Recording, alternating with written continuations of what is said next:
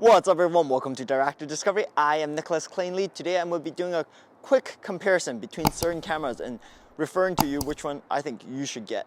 Anyway, the cameras I'm going to be reviewing are Fuji X-T4, the Sony Alpha 7 Mark IV, and the DJI Ronin 4D. And I'm going to just throw in my iPhone 12 Pro. Anyway, let's get into it. But before I continue, check out this view. Look at this. My friend lives here and he's going to be helping me do this camera review.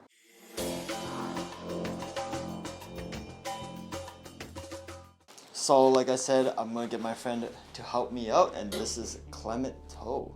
Guys, check him out on Instagram and Facebook and whatever else you have. I don't even know. Anyway, today... OnlyFans. Thank you.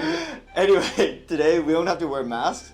He's wearing a mask right now, so Toronto just lifted the mask mandate. But yeah, we're gonna go out and film some stuff and check out the camera stuff he has. All the camera gears. So Clement right now is taking out the DJI Ronin 4D. Maybe Benji's idea. It's not flat. That's why I told you. There's a bench in the back. It's There's like two right. benches. I got so this. many benches. I got this. This is very one-handable. This is Clement. Alright, talk about this, Clement. So the cool thing about it is you saw me. This is like maybe 10 seconds. I was a little slow, 20. This is a whole cinema rig set up, ready to go. I didn't have to assemble anything. Everything fits inside the case that they provided. Yeah. And you can actually change these lenses too.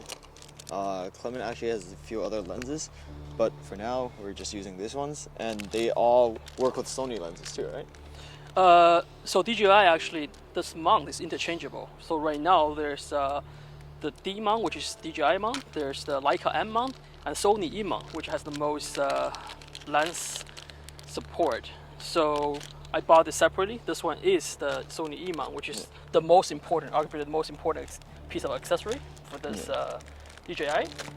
And it's really cool. It's not just an E mount, it's actually a locking E mount. So it's kind of similar to the PL mount. Yeah.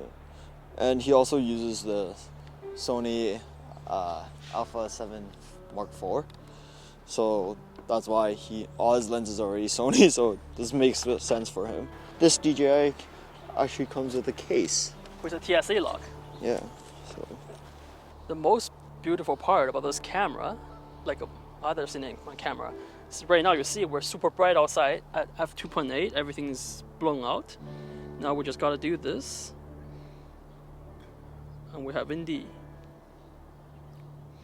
Oh yeah, it comes with an ND filter in this, right? Absolutely. Something's not working out. It's not out of focus, that's why. So there's your negative thing about having one of these. It takes forever just to get started. Whereas a camera like this Fuji X-T4 that I use, or the Sony Alpha 7 Mark IV, is we don't have to calibrate all this stuff, but... I'm gonna restart this. It's not detecting the lens. But everything is just like ND filter, we just attach it on ourselves. So not as computerized. But this is really good because it has a gimbal as well, and for the price is actually really worth it. We'll tell you about the price later in the video. But yeah, I'm still waiting for Clement to calibrate all of this thing, get ready. A few moments later. Okay, now it's proper. Okay. So you can see this is really overblown. I can do touch screen or I can do buttons. Now I can just do ND. Oh, come on, ND. More moments later.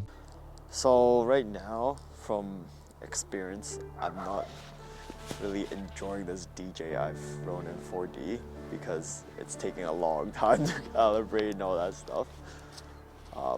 Unlike these Sony and Fuji mirrorless cameras, which is a lot more convenient and a lot faster. Yeah. But I think like the quality should be a lot better with the DJI, so we'll see.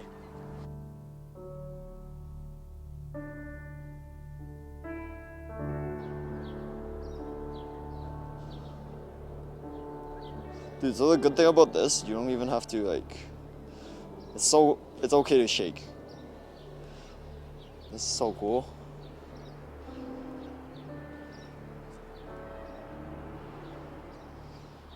This thing is actually really cool, but it's heavy. It's heavy.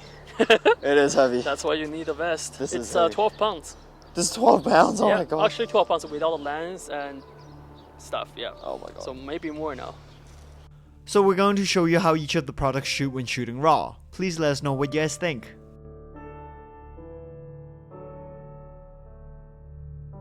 Clement decided to take out his vest so that he doesn't have to carry it as much.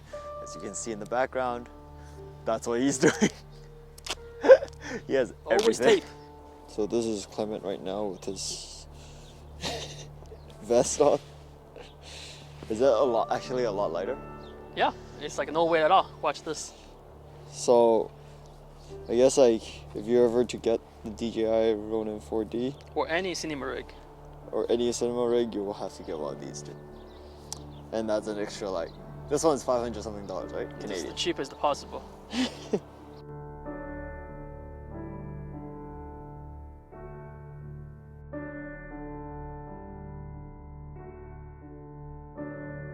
People could use. And there's a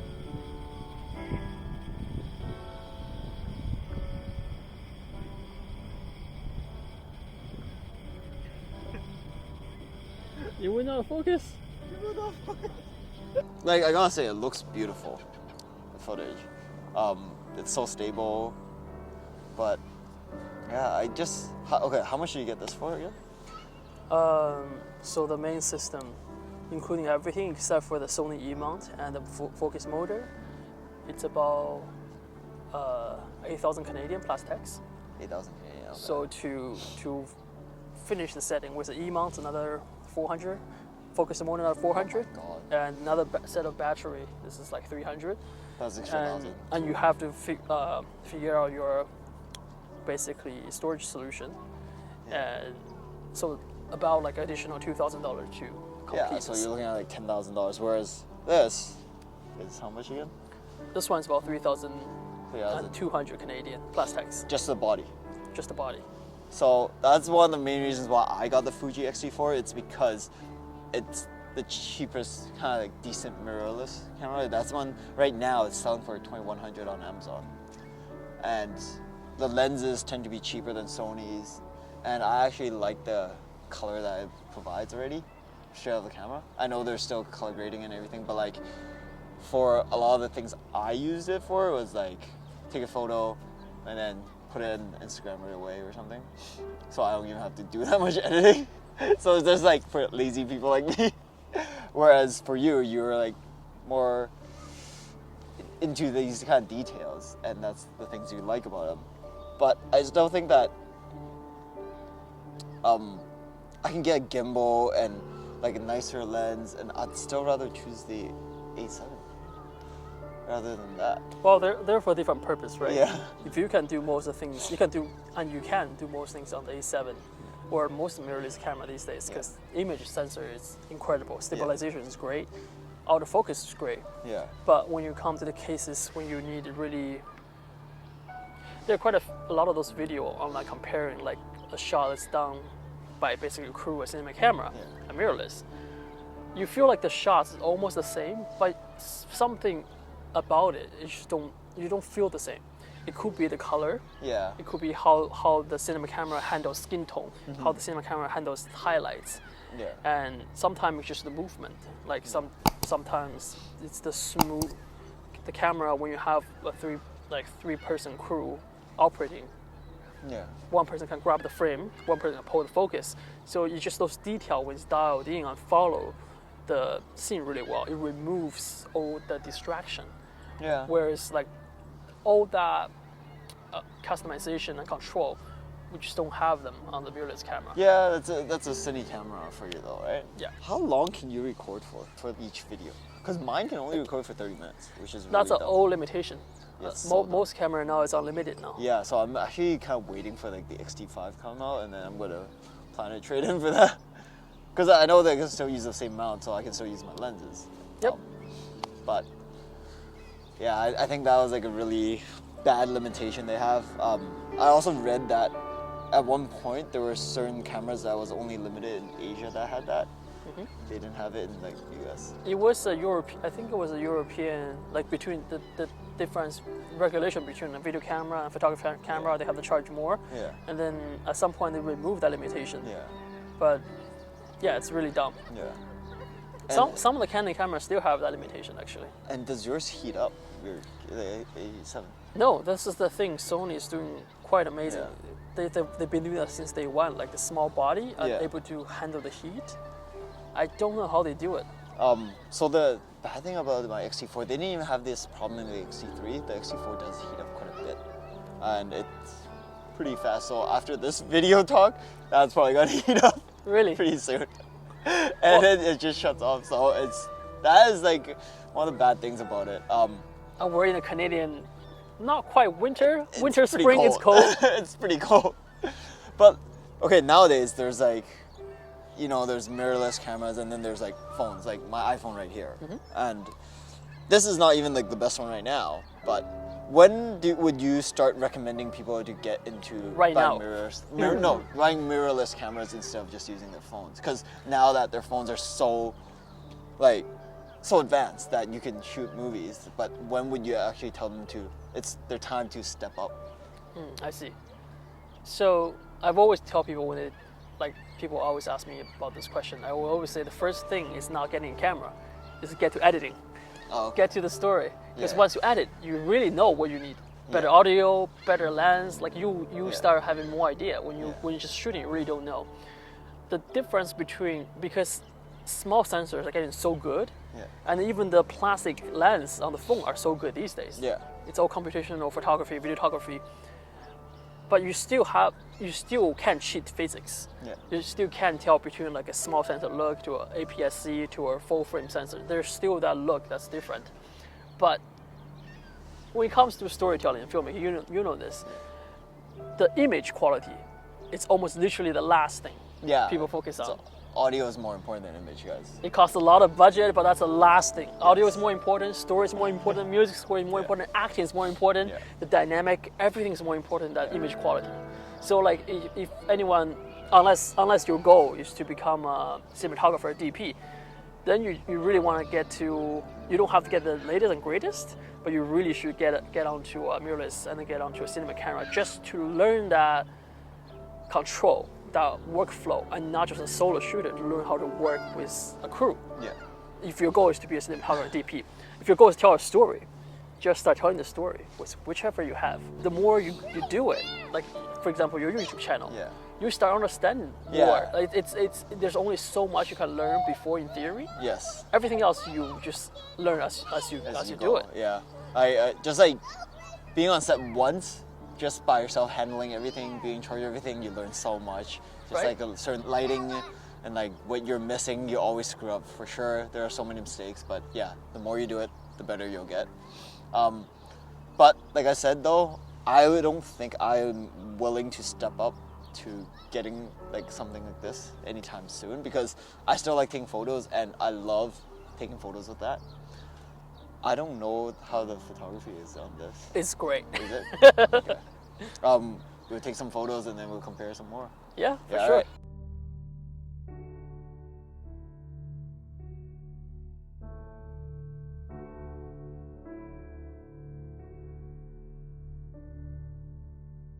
So I have a question for you. If you get a choice again, just to buy one of the products, One of the products. which one would you buy? Including, okay, we're not, obviously not to put the iPhone in there, but yeah, what would you recommend our viewers?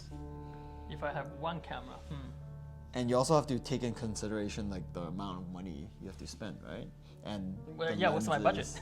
lenses- and the lenses. Well, okay, you can't put these two in the same budget, but like, if everything adds up to like say $10,000, how about that? $10,000. Yeah, but like you can get that, or like gimbals and lenses for this, same as this.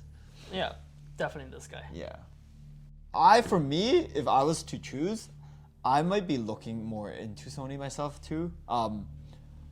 I went with Fuji. It's because I already had a few lenses. Like I mentioned, I had the X-T10 was my very first camera. But I always did love the colors of Fuji, and I love the design, and I love how easy it is to adjust things. I love how the controllers are just right here, whereas this it might take longer. Just like going into the menu. I'm not sure. So Sony had that menu with a huge problem before. Yeah, I know. They also fixed it in this gen. Yeah, It's I heard they did much fix better, a lot of stuff. But you But know, these are brand king new. of the menu. Yeah, I know. It's so okay. good. Okay, so let me ask you another thing. After experiencing today where you had quite a lot of problems trying to like stabilize it all and calibrate it and everything, do you have any new thoughts about this or? It was a surprise to me how the camera keep on saying the firmware inconsistent. But again, like this is only the second update on this DJI.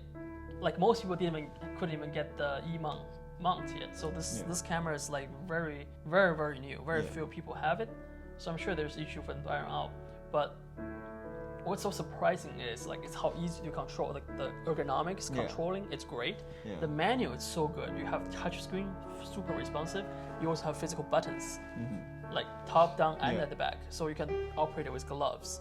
It gives you so much optionality. People always say they wish that Zcam and Blackmagic would just go together, or Lumix and Sony will go together and make a camera. This DJI camera is kind of like that. It has like menu system like Blackmagic. You can record to SSD like Blackmagic, but then at the same time, like it has great autofocus, kind of like Sony. It has amazing stabilization like Lumix. So it's kind of like, but at the same time, you said it looks weird. It's not like either. Looks really weird. DJI, I think they have a lot of ambition with this one. Yeah. Everything in this camera is modular. Like this whole sensor gimbal can take off. This you can take it apart. Yeah. I feel like DJI will have like different things slowly updating this. Yeah, and probably like add-ons too for this. Yeah. So I think we can both agree that as a conclusion, if you're looking into getting into cinematography, this is actually a really great camera to get into. For something mirrorless, if you want something a bit cheaper but still trying to like enter the mirrorless world, I always would recommend people get the X-T30. And once you're stuck with Fuji, like how I was, just upgrade to X-T4 or something like that.